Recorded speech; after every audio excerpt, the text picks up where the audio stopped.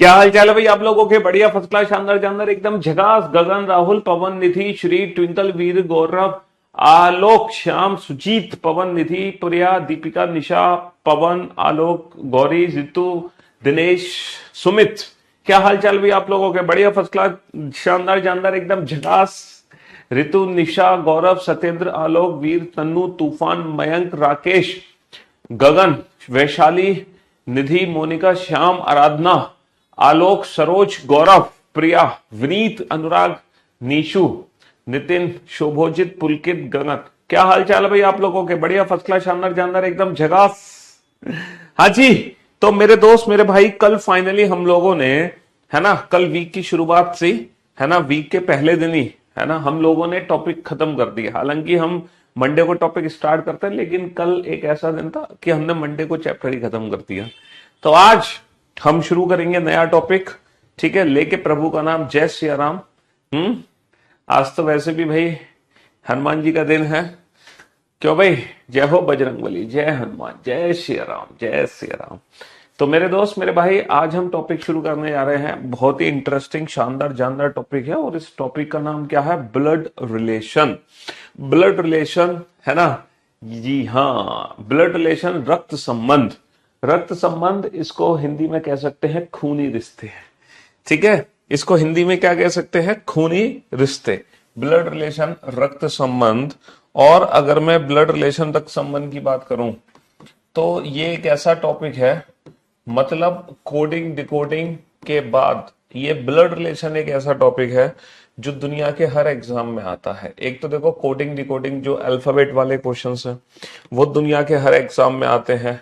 दूसरा, ये जो ब्लड रिलेशन है ये भी दुनिया के हर एग्जाम में आता है। मतलब कोई भी ऐसा एग्जाम नहीं है जिसमें रीजनिंग हो और उसमें ब्लड रिलेशन ना हो। ठीक है, ऐसा हो ही नहीं सकता कि ब्लड रिलेशन के क्वेश्चन ना हो रीजनिंग में। ठीक है, ब्लड रिलेशन, रक्त संबंध, खूनी रिश्ते। आज ही गया नहीं, आज कैसे हो जाएगा ये चैप्टर? ये चैप्टर के 4 लेक्चर हैं, ठीक है, 4 लेक्चर, कम से कम 4 है, 5 लेक्चर भी हो सकते हैं। अगर मैं ब्लड रिलेशन की बात करूं तो इसमें 3 फॉर्म बनती है हमारी ब्लड रिलेशन में। एक तो बनती है बेटा पजल फॉर्म, ठीक है, एक हमारी बनती है कोडेड फॉर्म, और एक हमारी बनती है पॉइंटिंग फॉर्म। तो ये 3 फॉर्म है जो कि ब्लड रिलेशन चैप्टर के अंदर बनती है, पजल, कोडेड और पॉइंटिंग। ठीक है, 3 ही टाइप से क्वेश्चन हमसे पूछा जा सकता है। हमसे क्वेश्चन पजल फॉर्म में पूछा जा सकता है, हमसे क्वेश्चन कोडेड फॉर्म में पूछा जा सकता है, और हमसे क्वेश्चन पॉइंटिंग फॉर्म में भी एग्जाम में आ सकता है। सिर्फ 3 टाइप है पजल, मतलब ब्लड रिलेशन चैप्टर के अंदर। इन 3 के अलावा चौथी टाइप ही नहीं है। देखो, ब्लड रिलेशन का क्वेश्चन बहुत आसान है। आप किसी अगर फैमिली के अंदर जाते हो, ठीक है, आप किसी परिवार से मिलते हो, ठीक है, तो उस परिवार में कुछ सदस्य होते हैं, तो आपको सारे सदस्यों से मिलाया जाता है। तो आप वो सारे रिलेशन ना आइडेंटिफाई कर लेते हो, क्योंकि आप प्रैक्टिकली, है ना, अपनी आंखों से उन रिलेशंस को देख कर आए हो। तो जो पिक्चर होती है ना वो हमारे माइंड में प्रिंट हो जाती है। समझ रहे हो? जी हाँ, तभी तो हमें मूवीज याद करने की जरूरत नहीं पड़ती। मूवीज हम एक बार देखते हैं और पूरी स्टोरी हमें याद हो जाती है। लेकिन अगर हम बुक से कोई स्टोरी पढ़ते हैं तो वो हमें याद नहीं होती है। बुक से अगर हम कोई फॉर्मूला पढ़ेंगे वो याद नहीं होगा। समझ रहे हो? है? तो वंश, मेरे भाई, मेरे दोस्त, तो जब हम किसी फैमिली में जाते हैं तो जब रिलेशंस को देखते हैं तो वो सारे रिलेशन हमें पता चल जाते हैं कि भैया किसके बीच में क्या रिलेशन है, कौन किसका चाचा है, कौन किसका दादा है, कौन किसका मामा है, कौन किसकी नानी है, कौन किसकी दादी है, कौन किसकी बुआ है, कौन किसकी चाची है। अच्छा, मैं उम्मीद करता हूं, क्योंकि वी आर इंडियन हैं, हम भारतीय हैं, और मैं ये मानता हूं कि ऐसा कोई भी बच्चा नहीं होगा जिसको इन बेसिक रिलेशंस के बारे में ना पता हो, जो ये ना जानता हो कि भैया चाचा का रिलेशन कैसे होता है, चाचा कौन होते हैं, चाची कौन होती है, ननन, भाभी, देवरानी, जेठानी, जीजा, साला, सास, ससुर, दादा, दादी, नाना, नानी, बुआ, फूफा जी, है ना, मौसा जी और मौसी जी। तो ये जितने भी रिलेशंस है ना, ये सारे रिलेशंस के बारे में आप बहुत बखूबी जानते हैं। कोई भी ऐसा बच्चा नहीं होगा जिसको यही ना पता हो कि सर सास कौन होती है, ससुर कौन होता है, साला कौन होता है, जीजा कौन होता है, ननन कौन है, भाभी कौन है, देवरानी कौन है, जेठानी कौन है। तो इन रिलेशंस के बारे में मुझे आप लोगों को बताने की जरूरत नहीं है, ये आप बखूबी जानते हैं। अब होता क्या है, जब एग्जाम में क्वेश्चन आता है ना, तो मान लो एक एग्जाम में 6 या 8 लोग होते हैं, तो हमसे पता है क्या बोला जाता है कि वो उसका चाचा है, वो उसका दादा है, वो उसका पापा है, वो उसकी मम्मी है, वो उसकी बुआ है, इस टाइप से बताते हैं। तो बताओ ये इससे कैसे संबंधित है। तो इन रिलेशंस को जब हम पढ़ते हैं ना, तो पढ़ने में ना हम दिमाग में सोचते हैं तो बहुत कॉम्प्लिकेटेड हो जाता है और हम फंस जाते हैं, आंसर नहीं दे पाते हैं।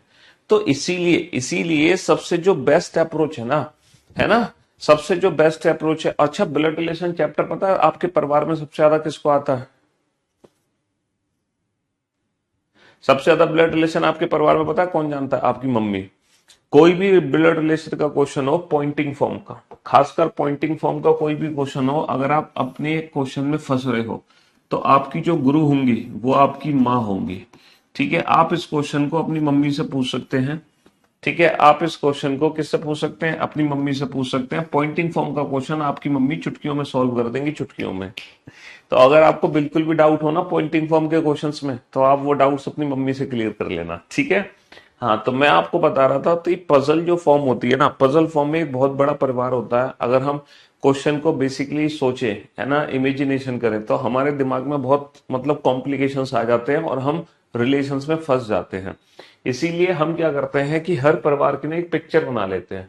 हर परिवार की क्या बना लेते हैं? एक पिक्चर बना लेते हैं, जिसको बोलते हैं हम फैमिली ट्री। हम हर परिवार की एक पिक्चर बना लेते हैं, और जब आप ये पिक्चर बना लोगे तब आप बड़े प्यार से कौन कैसे किस प्रकार संबंधित है बहुत प्यार से बना सकते हो। अब फैमिली ट्री बनाने के दो रूल हैं। ठीक है, दो रूल हैं फैमिली ट्री बनाने के। पहला जो रूल है वो ये है कि according to generation gap, according to generation gap हम पर्सन्स को ना ऊपर नीचे रखते हैं। जैसे अगर मैं फादर और सन की बात करूं तो ऑब्वियस सी बात है, फादर पहले आएगा, सन बाद में आएगा, है ना। जैसे मान लो अकॉर्डिंग टू जनरेशन गैप हमें लोगों को कैसे रखना है, जैसे ग्रैंडफादर, ग्रैंडफादर, ग्रैंडमदर सबसे ऊपर, है ना, दादा दादी, दादा दादी के नीचे मुझे किसको रखना है? फादर मदर, पिता और माता को। ठीक है, उनके नीचे किसको रखना है? सन और डॉटर। तो अकॉर्डिंग टू जनरेशन गैप जो बाद में आएगा वो नीचे चलता चला जाएगा, जो पहले होगा वो ऊपर। मतलब जो पहले पैदा हुआ, जनरेशन गैप होना चाहिए। जैसे अगर मान लो मैं अंकल आंट की बात करूं, तो अंकल आंट को मैं कहाँ रखूंगा? सर अंकल आंट को मैं फादर मदर के साथ रखूंगा, क्योंकि जो अंकल आंट है वो फादर मदर की जनरेशन के हैं। समझ रहे हो? अगर मैं कजन की बात करूं तो कजन को मैं कहाँ रखूंगा? सन डॉटर के लेवल में रखूंगा। तो जो लोग एक जनरेशन के हैं वो एक साथ आते हैं, वरना हम जनरेशन गैप को रिप्रेजेंट कर देते हैं like this: grandfather, grandmother, father mother, son daughter, दादा दादी, माता पिता, पुत्र पुत्री। ये तो जनरेशन गैप का कंसेप्ट है। दूसरा दूसरा जो इसमें कंसेप्ट यूज होता है वो यूज होता है जेंडर का। दूसरा कंसेप्ट जेंडर। जब आप कोई भी फैमिली ट्री बना रहे होगे बाबू, जब आप कोई भी फैमिली ट्री बना रहे होगे, तो मुझे एक बात बताओ, उस फैमिली ट्री में जो, जैसे मान लो दो व्यक्तियों का आपस में संबंध है, दो व्यक्तियों का आपस में रिलेशन है, तो भाई डेफिनेटली या तो वो दोनों फीमेल होंगी, है ना, या तो वो दोनों मेल होंगे, या फिर उन दोनों में से एक मेल और एक फीमेल होगा। ठीक है, तो आपको करना क्या है? अगर आपको कोई भी कैंडिडेट मेल दिखाई दे रहा है तो हम उसको त्रिभुज में बंद कर देंगे, और अगर कोई भी कैंडिडेट आपको फीमेल दिखाई दे रही है तो हम उसको सर्कल में बंद कर देंगे। हो सकता है आप में से कुछ बच्चे प्लस और माइनस का यूज करते हो, लेकिन प्लस माइनस से ना कहीं कहीं पर ना कंफ्यूजन क्रिएट होता है। इसीलिए हम प्लस माइनस की जगह इसीलिए हम प्लस माइनस की जगह ट्राइंगल सर्कल का यूज कर लेते हैं, है ना। देखो मैं आपको बताऊं ये दोनों कंसेप्ट का यूज फैमिली ट्री बनाने में किस प्रकार होगा। बहुत ही बेसिक यूज बताऊंगा मैं आपको। जैसे मान लो एक सेंटेंस लिखा हुआ है, A is the father of B. एक सेंटेंस लिखा हुआ है, A is the father of B. A is the father of B. A B के पिताजी हैं। ए बी के पिता है। ए बी के पिता है। फटाफट से बनाना। अच्छा मुझे ये बताओ, अकॉर्डिंग टू जनरेशन गैप ऊपर में किसको रखूंगा? ए को या बी को? अगर ए बी के पिताजी हैं तो ए को ऊपर रखूंगा या बी को ऊपर रखूंगा? सर अगर ए पिताजी हैं तो ए को ऊपर रखेंगे, बी को नीचे रखेंगे। This is called generation gap. This is called generation gap. अच्छा, जेंडर के हिसाब से हम मेल और फीमेल डिफाइन करेंगे। इनमें से बताओ मेल कौन है? Sir A is the father. A पिताजी है तो ए मेल है। अच्छा बी कौन है? बी फीमेल है। सर बी का जेंडर ही नहीं पता चला। अगर मैं आपसे पूछूं how is B related to A, B का ए से क्या संबंध है, तो आप क्या बोलोगे? ईदर सन और डॉटर, ईदर सन और डॉटर। भैया how is B related to A, B का ए से क्या संबंध है, बी ए का बेटा भी हो सकता है और बी ए की पुत्री भी हो सकती है। तो बेटा फैमिली ट्री इस तरीके से बनाते हैं, बड़ा आसान है फैमिली ट्री बनाना, बहुत आसान। तो ये इमेजिनेशन आपको क्या रिप्रेजेंट करती है, A is the father of B, A B के पिताजी है। अगर मान लो इंफॉर्मेशन आपके पास है A is the mother of B, A B की माता जी है, A is the mother of B, A B की माँ है, ए बी की माता है। अगर मैं इस रिलेशन को फैमिली ट्री से रिप्रेजेंट करूं तो कैसे रिप्रेजेंट करूंगा, ए बी की माता है, ए बी की माँ है, इसको ऊपर किसको रखेंगे, ए को, नीचे किसको रखेंगे, बी को। अच्छा जेंडर किसका पता चला, ए का, ए माँ है तो ए को सर्कल में बंद कर दो। अगेन अगेन बी कौन होगा, इधर सन और डॉटर, बी या तो ए का बेटा है, बी या फिर ए की बेटी है। बी के बारे में हमें नहीं पता चला, है ना। देखो एरो वेरो कुछ नहीं बनाना, हमें तीर फिर कुछ नहीं बनाना कि लाइक दिस, इस पे पिता लिखो या माँ लिखो ना, ये तीर फिर कुछ नहीं बनाना, सिर्फ इतना सा फैमिली ट्री बनाना है आपको और कुछ नहीं करना। यानी कि ये जो सेंटेंस है ये कोडेड फॉर्म, मतलब ये जो सेंटेंस है ये फैमिली ट्री की फॉर्म में इस तरीके से कन्वर्ट हो जाएगा ताकि हम एग्जाम में पूरा परिवार को एक पिक्चर के रूप में रिप्रेजेंट कर सके। और फिर जब एक पूरा परिवार हमने आपके सामने रिप्रेजेंट कर दिया तो आप चुटकियों में बता सकते हो क्या रिलेशन है, तब आप चुटकियों में बता सकते हो क्या रिलेशन है। समझ रहे हो, नोट कर लिए ये दोनों, A is the father of B and A is the mother of B, A is the father of B and A is the mother of B. तीसरा नोट करो, A is a son of B, A is a son of B, A is a son of B, A B का पुत्र है। इसको कैसे बनाओगे, ए B का पुत्र है, ए बी का पुत्र है। अब बताओ अब ऊपर किसको रखे हम, अगर ए बी का पुत्र है तो इस बार ऊपर किसको रखेंगे, ए को रखेंगे या बी को रखेंगे। इनइक्वलिटी में ना छोटा है ना बड़ा है, तो कैसा डायग्राम वाले ट्रिक बताए हैं उसमें कैसे डिनोट करें। देखो ना तो छोटा है ना बड़ा ना बराबर है, ना छोटा है ना बराबर है, इट मींस ग्रेटर है। भैया नॉट लेस देन और इक्वल, ठीक है, नीदर लेस और इक्वल, नीदर लेस इक्वल का मतलब होता है ग्रेटर। भैया छोटा भी नहीं है बराबर भी नहीं है, इसका मतलब बड़ा है। और ना छोटा है ना बड़ा है, ना छोटा है ना बड़ा है, इसका मतलब क्या है, बराबर है। इसका मतलब क्या है, बराबर है। ना बड़ा है ना बराबर है, ना बड़ा ना बराबर है, बड़ा भी नहीं है बराबर भी नहीं है, इसका मतलब छोटा है। ये तो बहुत सिंपल सी चीज है यार, बेसिक सा कॉमन सेंस है, इसमें कोई मतलब हार्ड एंड फास्ट कोई, है ना, हाँ ठीक है, क्वांटम फिजिक्स नहीं है इसमें। समझ रहे हो, ये बहुत बेसिक सा मेथड है, बहुत बेसिक सी।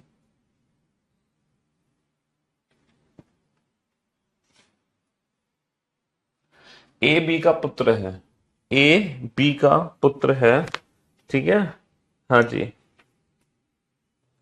ए बी का पुत्र है। तो ऊपर किसको रखेंगे इस बार, सर ए जो है ना, ए बी का पुत्र है ना, ए बी का पुत्र है, बी का पुत्र, तो बी का पुत्र बी से नीचे आएगा, इस बार बी को ऊपर रखेंगे।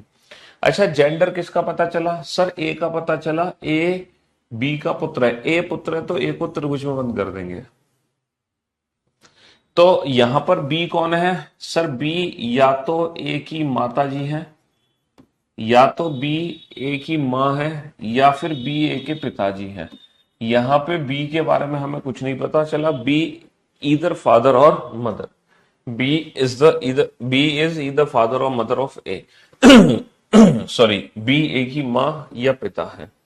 समझ रहे हो, A is a daughter of B, A is a daughter of B, है ना, हाँ जी, ए बी की ए बी की पुत्री है, ए बी की पुत्री है। ए किसकी पुत्री है, ए बी की पुत्री है। ए किसकी पुत्री है, ए बी की पुत्री है। तो ऊपर किसको रखेंगे, बी को रखेंगे, नीचे किसको रखेंगे, ए को। जेंडर किसका पता चला, ए का। तो ए पुत्री है, अगेन बी कौन है, बी या तो माँ है या बी उसके पिताजी है। ए पुत्री है लेकिन बी माँ या पिता है, लेकिन बी माँ या पिता है। समझ रहे हो, A and B are brothers, A and B are brothers, A and B are brothers. A और बी भाई हैं, ए और बी भाई भाई हैं, ये दोनों भाई हैं, ए और बी भाई भाई हैं। इसको कैसे रिप्रेजेंट करोगे सर? ए और बी दोनों भाई भाई हैं तो ऊपर किसको रखे sir? Excuse me, sorry. A और बी दोनों भाई हैं तो बेटा दोनों को एक साथ रखेंगे क्योंकि कोई भी जनरेशन गैप नहीं है, और दोनों भाई हैं, दोनों जेंडर, दोनों मेल हैं, तो दोनों को त्रिभुज में बंद कर देंगे। दोनों को किस में बंद कर देंगे? दोनों को त्रिभुज में बंद कर देंगे। A is a sister of B, A is a sister of B, A B की बहन है। अगर हमारे पास सेंटेंस है ए बी की बहन है तो इसका यूज कैसे करेंगे भैया? ए बहन है किसकी? बी की, तो अगेन ए और बी को एक साथ। यहां पर किसका जेंडर पता चलेगा? यहां पर जो जेंडर पता चलेगा ना, यहां पर जो जेंडर पता चलेगा ए का पता चलेगा। ए बहन है तो ए को सर्कल में बंद कर दो। बी के बारे में हमें कोई जानकारी नहीं है, बी उसका भाई भी हो सकता है और बी उसकी बहन भी हो सकती है, बी उसका भाई भी हो सकता है, बी उसकी बहन भी हो सकती है। समझ रहे हो? तो जिसका जेंडर पता है सिर्फ उसी का जेंडर हमें बनाना है, अपनी मर्जी से अपना दिमाग नहीं लगाना। A is a sister of B, comma B is a brother of A. ठीक है, B is a brother of A. देखो ए बी की बहन है, ए बी की बहन है, ए बी की बहन है, कॉमा और ए बी की बहन है, कॉमा और बी ए का भाई है, और बी ए का भाई है।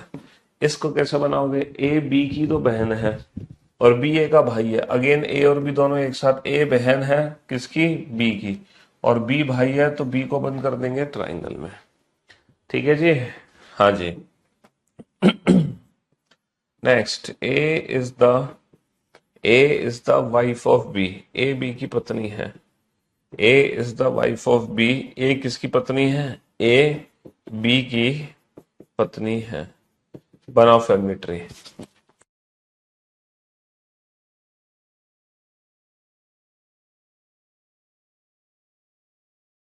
भाई साहब ए बी की पत्नी है, ये बताओ जनरेशन गैप के अकॉर्डिंग ऊपर किसको रखें? सर यहाँ पे कोई जनरेशन गैप नहीं है, पति पत्नी में कोई जनरेशन गैप नहीं होता, दोनों को एक साथ रखेंगे। पति पत्नी में कोई जनरेशन गैप नहीं होता, दोनों को मैं एक साथ रखूंगा, दोनों को मैं एक साथ रखूंगा। पति पत्नी में कोई जनरेशन गैप नहीं होता। अच्छा, जेंडर किसका पता चला? जेंडर किसका पता चला? ए बी की पत्नी है। कुछ बच्चे कह रहे हैं सर ए का जेंडर पता चल गया, ए पत्नी है तो ए फीमेल है। कुछ बच्चे कह रहे हैं हमें ए का जेंडर पता चल गया, ए पत्नी है तो ए फीमेल है। सर हमें बी का जेंडर नहीं पता चला। मेरे दोस्त, मेरे भाई, अगर ए पत्नी है तो महिला होगी, तो बी बेटा पुरुष नहीं होगा। बाय डिफॉल्ट यहां पर हमें दोनों का जेंडर पता है, बाय डिफॉल्ट हमें दोनों का जेंडर पता है। अगर ए पत्नी है इसका मतलब दोनों का जेंडर पता चल गया, ए और बी का। ए महिला है, बी पुरुष है। नहीं सर ये तो गलत बात है ना। हमारे तो सिलेबस मतलब कानून के हिसाब से तो महिला की शादी महिला से भी हो सकती है, पुरुष की शादी पुरुष से भी हो सकती है। ठीक है, तो बेटा ये जो कानून है ना, ये अंधा कानून है ना। इस कानून की आंखों पर पट्टी लगी है और ये अंधा कानून हमारे सिलेबस से बाहर है। ठीक है, जिस कानून में महिला की शादी महिला से हो रही है, पुरुष की शादी पुरुष से हो रही है, ठीक है ना, वो अंधा कानून हमारे सिलेबस से बाहर है। हमारे सिलेबस में, ठीक है, सेम जेंडर में शादी नहीं होगी। हमारे सिलेबस में ना कोई स्टेप मदर है, ना कोई स्टेप फादर है। हमारे सिलेबस में है ना ही एक से ज्यादा शादियां हैं। एक आदमी एक ही शादी करेगा अकॉर्डिंग टू आवर सिलेबस। ठीक है, हमारे सिलेबस में कोई एक्सटर्नल मैरिटल अफेयर नहीं है। समझ रहे हो?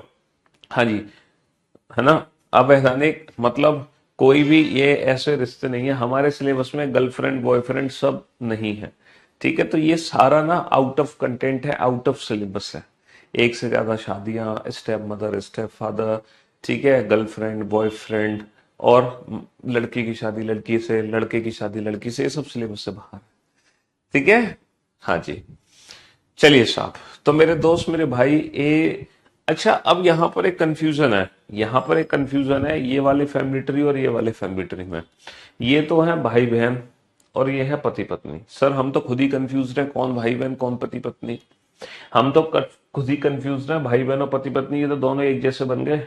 तो हम क्या करेंगे, जब भी मैरिड कपल आएगा ना, जब भी मैरिड कपल आएगा तो हम उसके बीच में ना एक प्लस साइन लगा देंगे, ताकि हम डिफ्रेंशिएट कर सकें भाई बहन को और पति पत्नी को। जैसे ही आपने बीच में प्लस साइन लग दिया, इसका मतलब ये दोनों हस्बैंड वाइफ है। भाई पति पत्नी को बांध के रखो, ठीक है, वो अलग ना हो पाए। 7 जन्मों का रिश्ता है, ऐसे कैसे अलग हो जाएंगे, क्यों भाई, ऐसे कैसे अलग हो जाएंगे। तो ये 7 जन्मों का रिश्ता बांध के रखो। तो भाई बहन ये हो गए और पति पत्नी ये हो गए।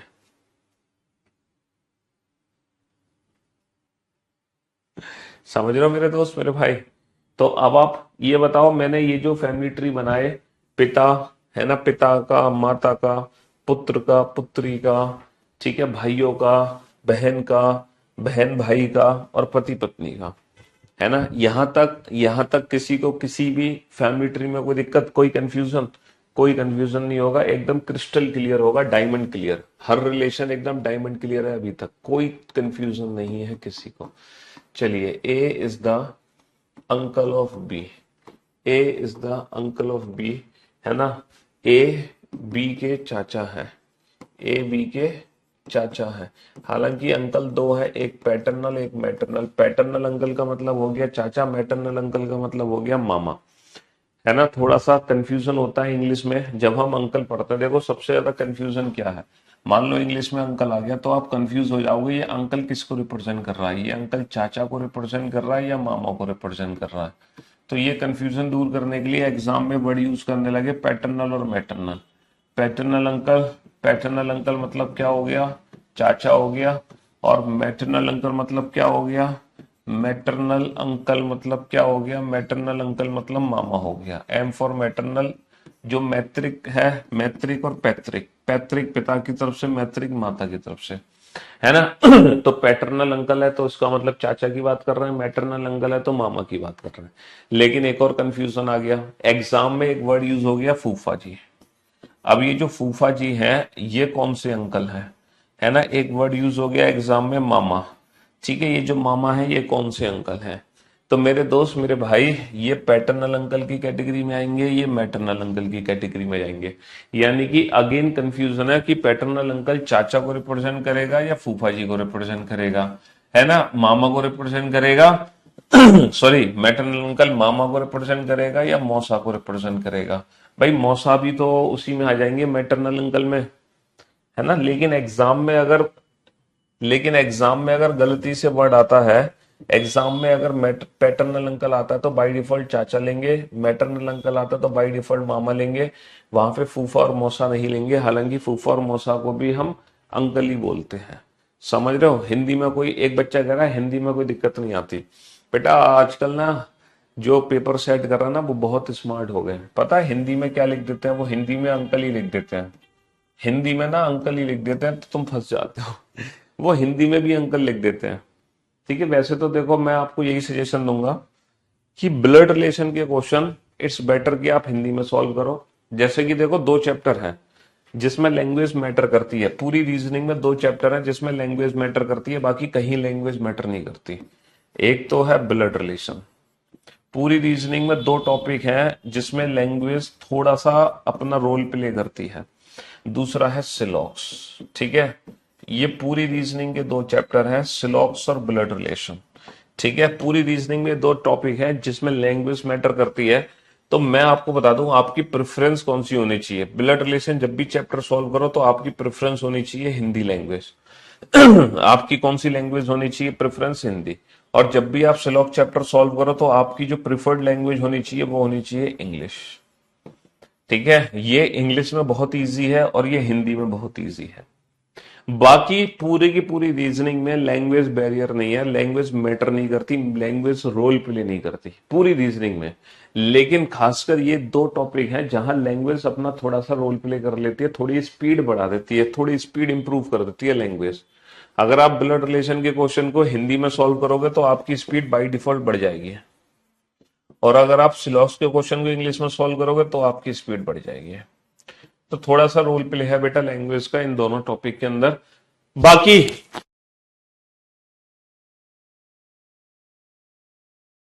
एग्जाम में दोनों लैंग्वेज आती है क्या भाई मेरे? एग्जाम में पता है क्या होता है, एग्जाम में जैसे आपने हिंदी लैंग्वेज में पेपर चूज किया तो पूरा पेपर हिंदी में ही आएगा, हर एक क्वेश्चन हिंदी में आएगा। लेकिन क्योंकि आजकल एग्जाम ऑनलाइन होते हैं तो आप पर्टिकुलर किसी भी क्वेश्चन की लैंग्वेज को चेंज कर सकते हैं इंडिविजुअल। आप पर्टिकुलर किसी भी क्वेश्चन की लैंग्वेज को चेंज कर सकते हैं, भले ही पूरा पेपर हिंदी में आ रहा है लेकिन आप चाह रहे हो कि स्लॉक्स का क्वेश्चन इंग्लिश में देखना है तो आप वो पर्टिकुलर उस क्वेश्चन की लैंग्वेज को चेंज कर सकते हो, वो ऑप्शन हमें एग्जाम में देते हैं।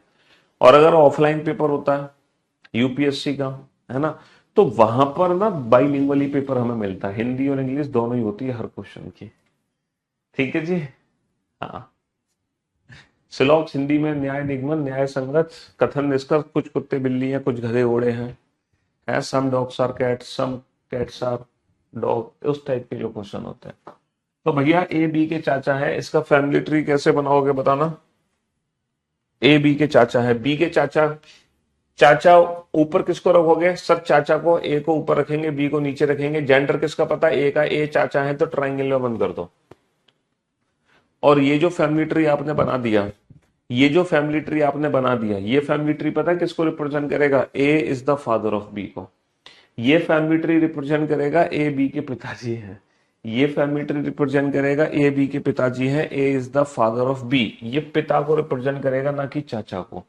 देखो मैं ट्राइंगल सर्किल क्यों यूज करवा रहा हूं, यहां पे प्लस माइनस थोड़ा सा ना गड़बड़ कर जाता है हमारे साथ। प्लस माइनस से जब हम बना रहे होते हैं ना तो यहां पे गड़बड़ हो जाती है प्लस माइनस के साथ, लेकिन ट्राइंगल सर्कल से कोई गड़बड़ नहीं होती। देखो चाचा होते हैं ब्रदर ऑफ फादर, चाचा होते हैं भैया पिता के भाई, चाचा पिता के भाई हैं। तो अगर मुझे बी के चाचा बनाने हैं, अगर मुझे बी के चाचा बनाने हैं तो पहले मैं बनाऊंगा बी के पिताजी, है ना। अगर मुझे बी के चाचा बनाने हैं तो पहले मैं बनाऊंगा बी के पिताजी और इनके पिताजी के भाई जी बना दूंगा, पिताजी के भाई। तो ये रिप्रेजेंट करेगा डेफिनेटली चाचा को। तो देखो ट्राइंगल सर्कल से कितनी आसानी से हमने चाचा को रिप्रेजेंट कर दिया। यही अगर मैं प्लस माइनस बना रहा होता तो कंफ्यूज हो जाता, समझ रहे हो। तो ए के चाचा कौन है? बी का कोई पिता होगा और उनके पिताजी के जो भाई हैं वो हो गए चाचा। और ये ट्राइंगल बाय डिफॉल्ट भर जाएगा, तभी तो क्वेश्चन सॉल्व होगा हमारा, है ना, तभी तो क्वेश्चन सॉल्व होगा। अब मान लो सर एग्जाम में ताऊ बनाना हो तो, बी के ताऊ बनाने हो तो वो भी तो पिता के भाई होते हैं ताऊ। सर कोई दिक्कत नहीं, चाचा थे तो थोड़ा छोटा ट्राइंगल बना दिया, ताऊ जी हैं तो थोड़ा बड़ा ट्राइंगल बना देंगे। भैया ताऊ के लिए बड़ा ट्राइंगल, चाचा के लिए छोटा। चाचा होते हैं पिता के छोटे भाई, ताऊ होते हैं पिता के बड़े भाई। देखो फॉर योर काइंड इंफॉर्मेशन, हमारे सिलेबस में चाचा और ताऊ दो अलग अलग नहीं है, चाचा और ताऊ दोनों एक हैं, क्योंकि इस चैप्टर में एज मैटर नहीं करती, है ना। छोटा भाई हो या बड़ा भाई हो, भाई भाई है, दोनों के लिए हम चाचा वर्ड यूज करते हैं, ताऊ हो या चाचा हो। क्योंकि वरना तो जब दादाजी आएंगे तो तुम दादाजी के लिए तो और बड़ा ट्राइंगल बना दोगे, और जब परदादा आएंगे तो और बड़ा ट्राइंगल बना दोगे। तो अगर तुम एज के हिसाब से, अगर तुम एज के हिसाब से ट्राइंगल बनाओगे तो गड़बड़ हो जाएगी। तो एज के हिसाब से ट्राइंगल नहीं बना सकते। लाइव क्लास नहीं चल रही है क्या? अबे ये लाइव भी तो चल रही है, और क्या हो रहा है तुम्हारे साथ है? एक बच्चा कह रहा है चाचा कौन होते हैं, तुम्हें चाचा नहीं पता भैया, तो क्या करोगे तुम? भैया मंगल ग्रह से हो, यहीं से हो, पृथ्वी से? हम्म, पृथ्वी से ही हो या मंगल ग्रह से हो? अगर आप चाचा नहीं जानते हैं, ब्रदर ऑफ फादर, क्या कहते हो तुम? तो मेरे दोस्त मेरे भाई, अच्छा अगर मान लो मामा बनाने होते तो कैसे बनाते? मामा को कैसे बनाता मैं? मामा को, मैटरनल अंकल को कैसे बनाता? सर बड़ा आसान था मैटरनल अंकल को बनाना। चाचा थे तो पिता के भाई बना दिया, मामा है तो माँ के भाई बना दूंगा मैं। लो, ये बन गया मामा, ये बन गए बी के मामा, इसकी माँ का भाई। भाई पिता का भाई चाचा, माँ का भाई मामा, तो क्या दिक्कत है? ठीक है। अच्छा ये फर्क नहीं पड़ता कि मैं राइट में रखूंगा या लेफ्ट में रखूंगा, वो आप कहीं भी रखो, राइट लेफ्ट, उससे फर्क नहीं पड़ता। फर्क पड़ता है ऊपर नीचे से, फर्क पड़ता है ऊपर नीचे से, राइट लेफ्ट से फर्क नहीं पड़ता। राइट लेफ्ट में कौन है क्या नहीं है उससे बिल्कुल भी फर्क नहीं पड़ता। फर्क पड़ेगा सिर्फ और सिर्फ ऊपर नीचे रखने से, फर्क पड़ेगा हमें ऊपर और नीचे रखने से। ठीक है। मामा को चाचा कैसे कह लेंगे? मामा चीज अलग है, चाचा चीज अलग है। मामा हो गए मैटरनल अंकल, चाचा हो गए पैटर्नल अंकल, ये पिता के भाई, वो माँ के भाई। मामा और चाचा तो अलग अलग हो गए ना, है ना। चलिए नेक्स्ट।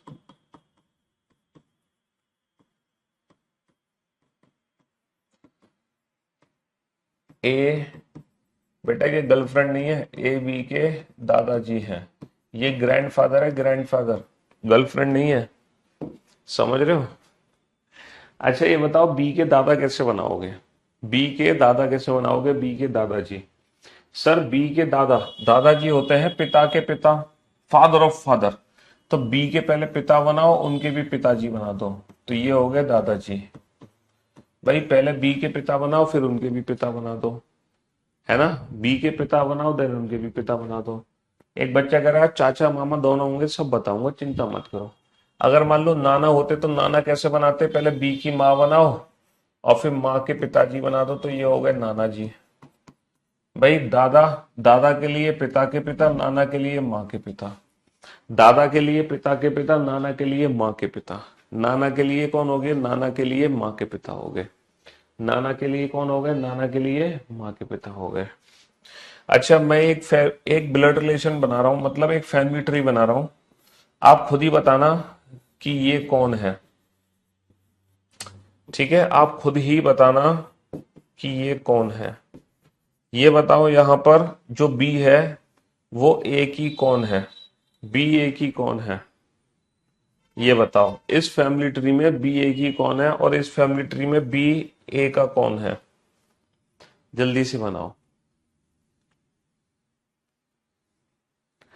सर ये कौन है? ए का बेटा, और इसकी शादी हो गई किसी लड़की से, तो बी ए की कौन हो गई? बहू हो गई, पुत्र वधू। पुत्र वधू यानी कि डॉटर इन लॉ, है ना? और ये कौन है? ए की बेटी, बेटी की शादी हो गई, तो बी ए का कौन हो गया? बी ए का दामाद हो गया। बी ए का कौन हो गया? दामाद हो गया, सन इन लॉ। ये तो है इसकी बहू और ये है इसका दामाद, क्योंकि बेटे की वाइफ और बेटी का पति।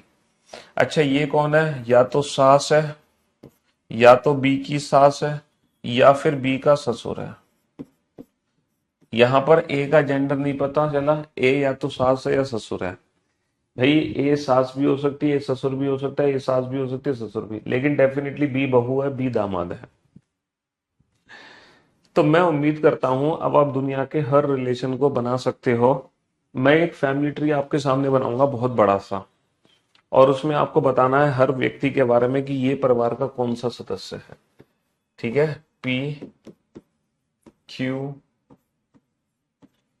R S T U V W. ठीक है जी?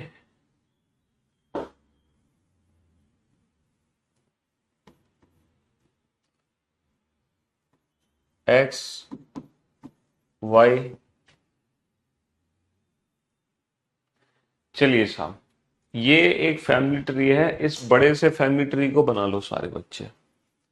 मैंने किसी का भी रिलेशन नहीं लिखा। परिवार में कितने सदस्य हैं? 1 2 3 4 5 6 7 8 9 10। पूरे 10 सदस्य हैं, 10। परिवार में पूरे 10 सदस्य हैं, देयर आर 10 मेंबर्स, है ना? ये फैमिली ट्री हम खुद सॉल्व करेंगे इंफॉर्मेशन को पढ़कर, लेकिन अभी फिलहाल आपको क्या बताना है? मैं जो रिलेशन पूछूंगा ना हर व्यक्ति का, यू के साथ पूछूंगा, यू के साथ। मैं हर व्यक्ति का रिलेशन किसके साथ पूछूंगा? यू के साथ पूछूंगा। यू के साथ क्या संबंध है ना? यू के साथ क्या संबंध है? How is P related to U? How is Q related to U? How is R related to U? How is T related to U? तो बताओ पी कौन है यू की? पी कौन है यू की? क्यू कौन है यू? हर व्यक्ति का रिलेशन बेटा, हर व्यक्ति का रिलेशन यू के साथ बनाओ। P Q Y X T R S V W. हर व्यक्ति का रिलेशन यू के साथ बना दो कि यू से वो किस प्रकार संबंधित है। ये बेसिक सा फैमिली ट्री मैंने बनाया है, आप भी बना लो। और हर व्यक्ति का रिलेशन किसके साथ बना दो? हर व्यक्ति का रिलेशन यू के साथ बना दो। चलो सॉल्व करो इसको। मैं देखना चाहता हूं कि जो फैमिली ट्री हम बना रहे हैं उसकी इमेज आपके दिमाग में कैसे सेट हुई है। बना दो।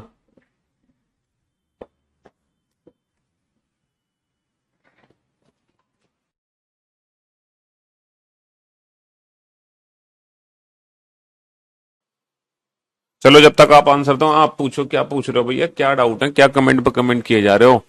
If the fifth of the month falls on the third day after Sunday. देखो थर्ड डे आफ्टर संडे क्या होता है, संडे के बाद तीसरा दिन।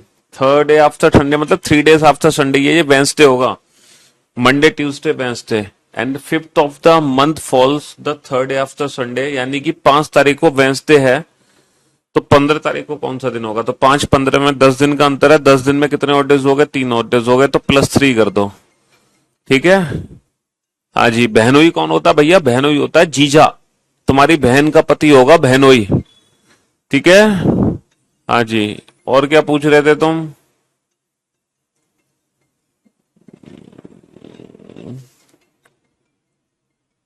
क्लास नोट्स बेटा मार्केट में अवेलेबल नहीं है, कोई क्लास नोट मार्केट में अवेलेबल नहीं है बेटा। कल की जो क्लास है इनइक्वलिटी की कंप्लीट नहीं डल पाई थी, मैं एक बार चेक करके बता दूंगा उस क्लास को। ठीक है, वो कंप्लीट डल जाएगी।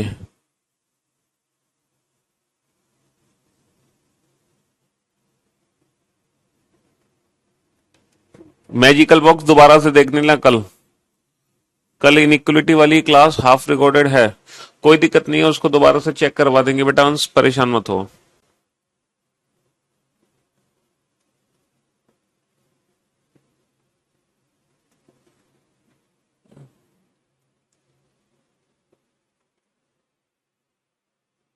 बिना फैमिली ट्री के नहीं भैया, फैमिली ट्री बनाओगे तब कंफ्यूजन दूर होगा।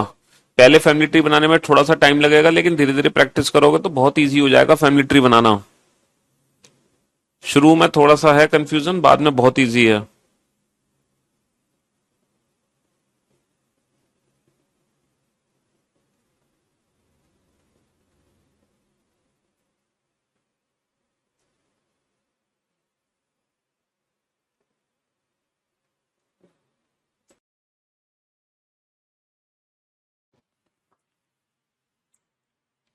हाँ जी, अब आप बोर्ड पे ध्यान से देखना, ध्यान से समझना।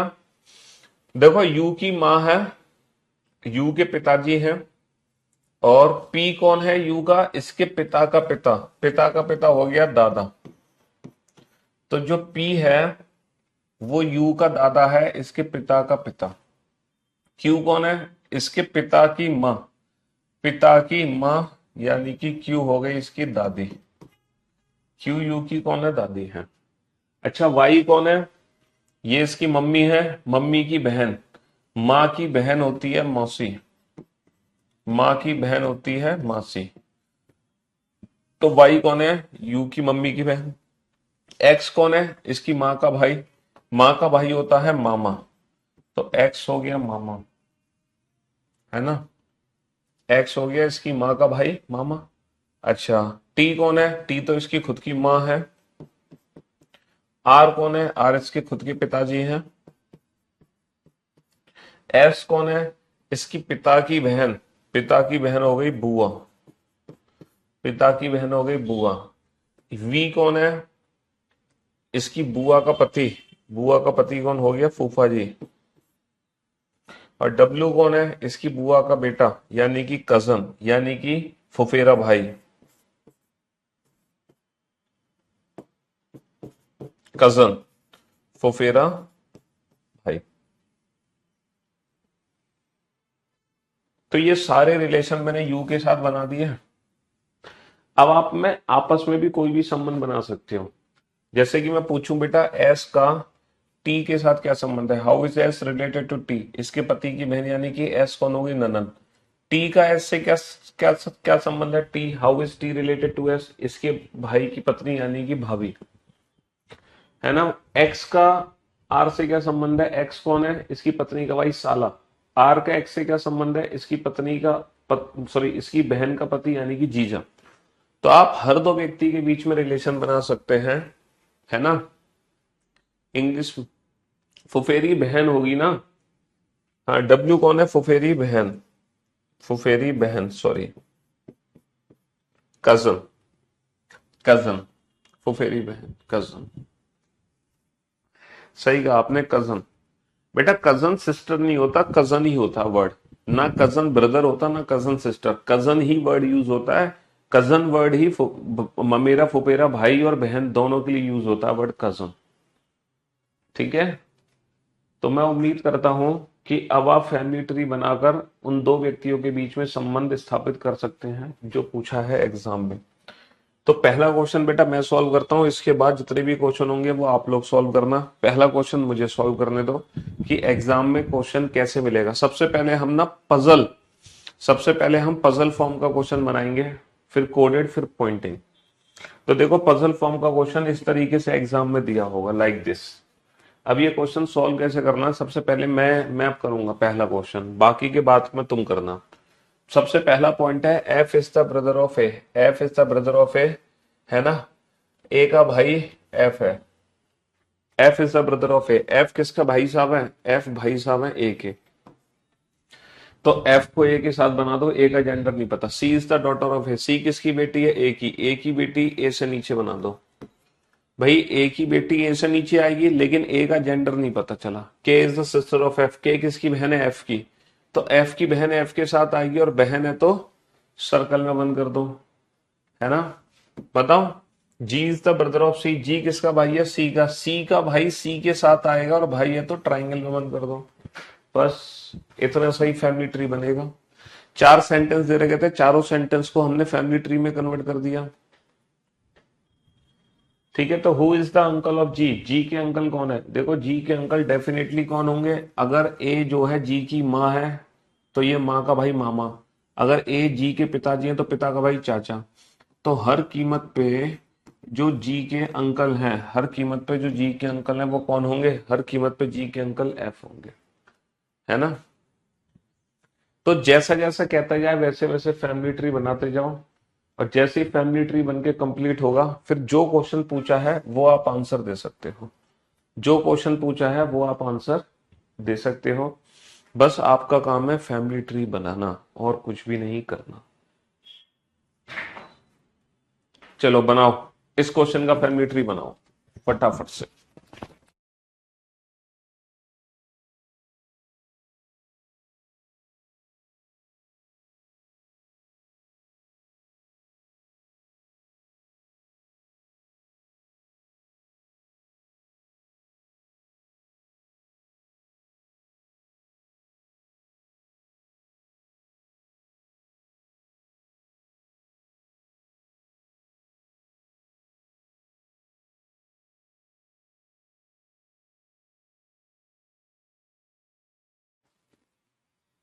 देखो शुरुआत में थोड़ा सा टाइम लगेगा फैमिली ट्री बनाने में, लेकिन जैसे जैसे प्रैक्टिस होती आएगी ना, वैसे वैसे बहुत आसान हो जाएगा फैमिली ट्री बनाना।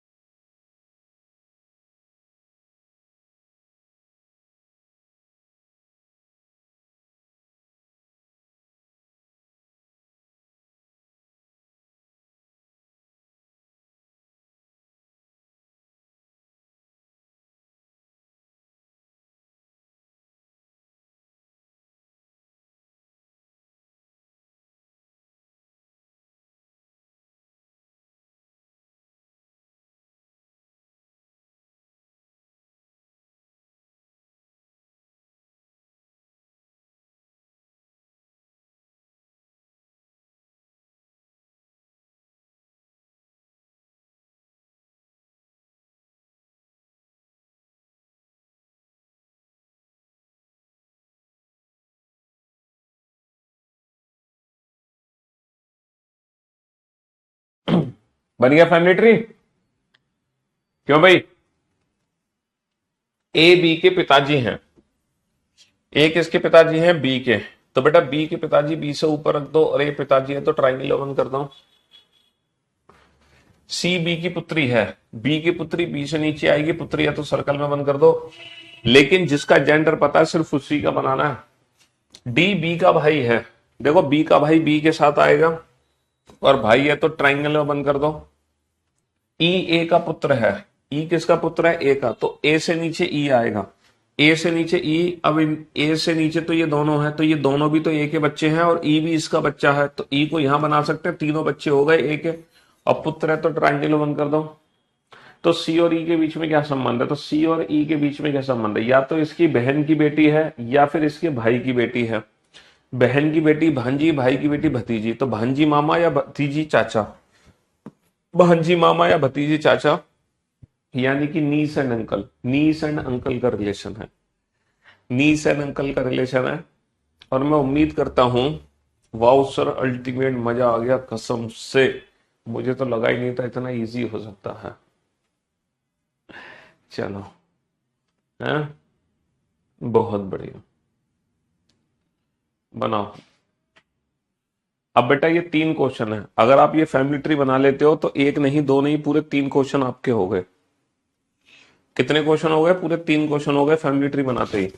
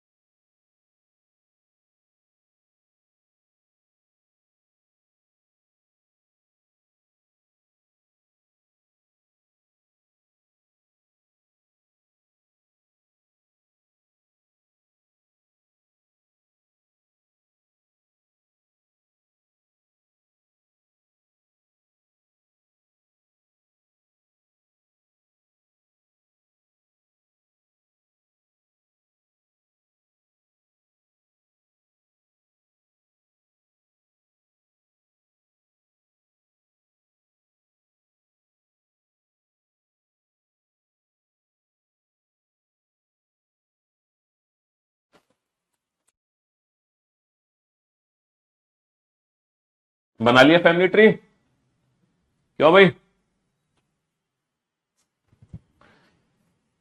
एक परिवार में 6 सदस्य हैं, A B C D E F. पहला पॉइंट है बी सी का पुत्र है, बी किसका पुत्र है, सी का, तो सी का पुत्र सी से नीचे आएगा। अब पुत्र है तो ट्राइंगल में, बी किसका पुत्र है, सी का, सी का पुत्र सी से नीचे आएगा, पुत्र है तो ट्राइंगल में। लेकिन भाई साहब सी बी की मां नहीं है, लेकिन जो सी है ना वो बी की मां नहीं है तो सी का बेटा, लेकिन ये मां नहीं है। तो कोई पड़ोसी तो है नहीं भैया, ये इसके पिताजी है, मां नहीं है तो और क्या है, मां नहीं है तो पिताजी है। ई सी का भाई है, ई किसका भाई है, सी का, सी का भाई सी के साथ आ जाएगा, और भाई है तो ट्राइंगल में। डी ए की बेटी है, डी बेटी है, सर्कल में बना लो। किसकी बेटी है? ए की। एफ ए का भाई है, ए का भाई ए के साथ आ जाएगा, भाई है तो ट्राइंगल बना लो। ए और सी एक विवाहित जोड़े हैं। ओके, ए और सी विवाहित जोड़े हैं तो सी की शादी किससे होगी? ए के साथ। ये ऑलरेडी मेल है तो ए फीमेल है। ए का भाई कौन है? एफ। ए की एक बेटी है जो कि है डी। तो ये कंप्लीट फैमिली ट्री बन गया। Who is the brother in law of C? C के ब्रदर इन लॉ कौन है? इसकी बहन का भाई। बहन का भाई कौन है? एफ। बहन का भाई कौन है?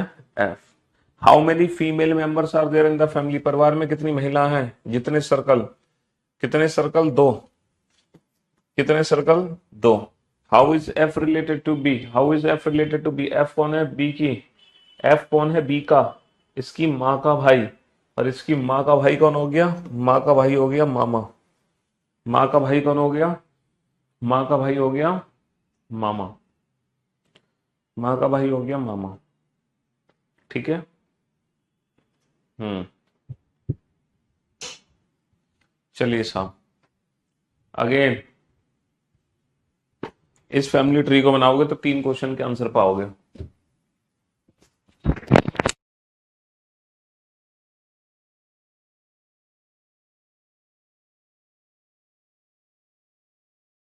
क्लास का इंतजार हमेशा रहता है तो पढ़ तो लो फिर भैया।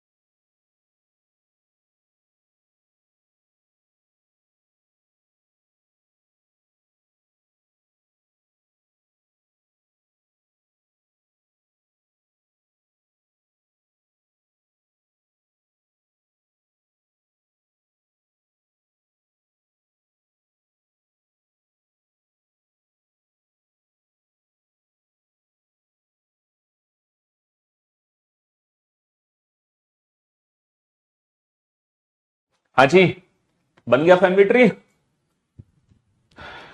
3 पीढ़ियों के परिवार में 5 सदस्य हैं। भैया पीढ़ी कितनी है? पीढ़ी है 3। कंप्लीट, एक बच्चा कह रहा है कंप्लीट इंफॉर्मेशन नहीं है। 3 पीढ़ी है, 5 सदस्य हैं, सिर्फ ओनली 5 मेंबर्स है, PQRST। अकेले माता पिता के पास बच्चा नहीं है। मतलब कहने का मतलब है अगर किसी का बच्चा है तो उसके मम्मी और पापा दोनों हैं। टी का ससुर है। भाई टी का ससुर बनाना है, टी का ससुर, तो 2 पॉसिबिलिटी है। अगर टी का ससुर बनाना है तो 2 पॉसिबिलिटी है, टी महिला भी हो सकती है, टी पुरुष भी हो सकता है। इसका ससुर इसके पति का पिता, और इसका ससुर इसकी पत्नी का पिता। तो दोनों संभावनाएं मैंने बना दी भैया। टी का ससुर है, टी का जेंडर हमें नहीं पता, टी महिला भी हो सकती है, टी पुरुष भी हो सकता है। तो महिला की शादी पुरुष से करा के पुरुष का पिता, पुरुष की शादी महिला से करा के महिला के पिता। कोई भी सिंगल पेरेंट नहीं है तो इसकी पत्नी जरूरी है, इसकी पत्नी जरूरी है। तो भैया परिवार में 4 सदस्य तो आ ही गए। परिवार में 4 सदस्य तो कंप्लीट हो गए, 5 ही तो सदस्य हैं, तो 5वां जो सदस्य है वो नीचे आएगा, क्योंकि परिवार में 3 पीढ़ी है। परिवार में 3 पीढ़ियां की, तो जो 5वां सदस्य है वो डेफिनेटली नीचे ही आएगा, क्योंकि परिवार में कुल कितनी पीढ़ी है? 3 पीढ़ी है, तो 5वां सदस्य नीचे आना है। खत्म क्वेश्चन, बताओ। मतलब एक सिंगल पॉइंट ने क्वेश्चन बना दिया, टी का ससुर है, खत्म कहानी, यही खत्म हो गई। एस जो है क्यू का बेटा है। एस किसका बेटा है? क्यू का। क्यू इन दोनों में से कोई भी हो सकता है, क्योंकि परिवार में सिंगल पेरेंट तो है नहीं। क्यू ये भी हो सकता है, ये भी। अगर मान लो क्यू ये है तो एस क्यू का बेटा है। बताना परिवार में कितने सदस्य हैं? 5। लेकिन कितनी पीढ़ी बनी? सिर्फ 2 पीढ़ी बनी, जबकि परिवार में कुल कितनी पीढ़ी है? परिवार में 3 पीढ़ी है, देयर आर 3 जनरेशन। अगर परिवार में 3 जनरेशन है तो क्यू डेफिनेटली ये नहीं है, 100% क्यू ये नहीं है। तो एस किसका बेटा है? क्यू का। तो एस बेटा है त्रिभुज में किसका बेटा? क्यू। क्यू डेफिनेटली ये है। एस किसका बेटा? क्यू डेफिनेटली ये है, और एस बेटा। तभी तो परिवार में 3 पीढ़ी बनेंगी। बचा कौन? पी। बचा कौन? पी। अभी तक मेरे दोनों ही फैमिली ट्री एकदम परफेक्ट है। अभी तक मेरे दोनों ही फैमिली ट्री एकदम परफेक्ट है। दोनों में से कोई भी फैमिली ट्री क्या है? गलत नहीं है। एस क्यू का बेटा है जिसका विवाह आर से नहीं हुआ। जिसका विवाह, क्यू का विवाह आर से नहीं हुआ। अच्छा, क्वेश्चन में पहले लिखा था कि क्यू का विवाह आर से नहीं हुआ। पी और क्यू का जेंडर समान है। लास्ट पॉइंट है बेटा, पी और क्यू का जेंडर सेम है। तो क्या यहाँ पे पी और क्यू का जेंडर सेम है? गलत जवाब। क्या यहाँ पे पी और क्यू का जेंडर सेम है? सही जवाब। तो हमारा ये वाला फैमिली ट्री गलत हो गया, ये वाला फैमिली ट्री एकदम परफेक्ट है। Who is the mother of Q? Q की माता जी कौन है? क्यू की माता जी पी है। एस टी से कैसे संबंधित है? एस टी से कैसे संबंधित है? इसकी पत्नी का पुत्र, मतलब इसका खुद का पुत्र हो गया। How is P related to S? P कौन है? एस की, इसकी माँ, इसकी माँ की माँ। माँ की माँ कौन हो गई? माँ की माँ हो गई नानी। माँ की माँ कौन हो गई? नानी।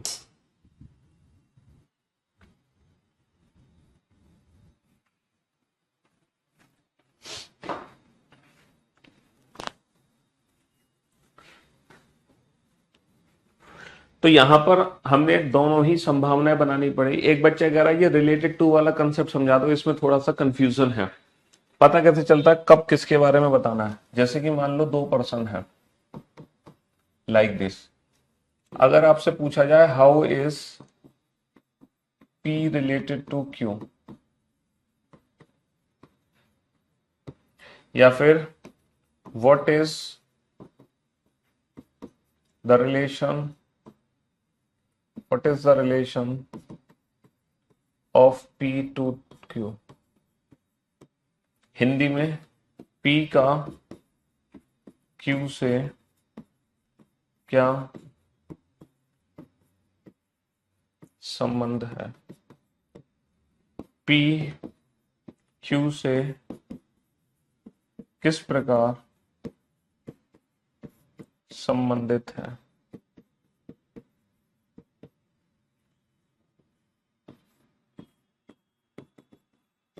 पी क्यू से किस प्रकार संबंधित है? क्यू से पी का क्या संबंध है?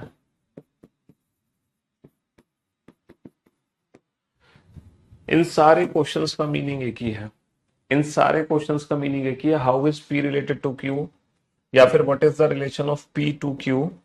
इसमें how is P related to Q मतलब हु इज पी, पी कौन है ये बताना है। What is the relation of P to Q, तो यानी कि हु इज पी, पी के बारे में डिफाइन करो, पी कौन है, पी का क्यू से क्या संबंध है, इसका मतलब पी कौन है, पी क्यू से किस प्रकार संबंधित है, इसका मतलब पी कौन है, क्यू से पी का क्या संबंध है, इसका मतलब पी कौन है। तो हमें कुल मिलाकर ये बताना है पी कौन है, इन सब का मीनिंग एक ही है, पी कौन है, ठीक है। Who is P, who is P, इन सब का मीनिंग एक ही है, पी कौन है, पी क्यू का पति है, तो इन सब का जो आंसर होगा वो हस्बैंड होगा, हस्बैंड यानी कि पति, हस्बैंड यानी कि पति। How is P related to Q, what is the relation of P to Q, ठीक है, पति। अगर क्वेश्चन पूछा जाए how is Q related to P, how is Q related to P, है ना, क्यू का पी से क्या संबंध है, तो हम आंसर देंगे वाइफ, तो आंसर होगा पत्नी। How is Q related to P, wife. चलिए तो मेरे दोस्त, मेरे भाई, आज हमने ब्लड रिलेशन का बेसिक शुरू किया, तो आज की क्लास यहीं समाप्त करते हैं, मुलाकात करते हैं नेक्स्ट क्लास में। Till then good bye, love you guys, love you all, take care, good bye.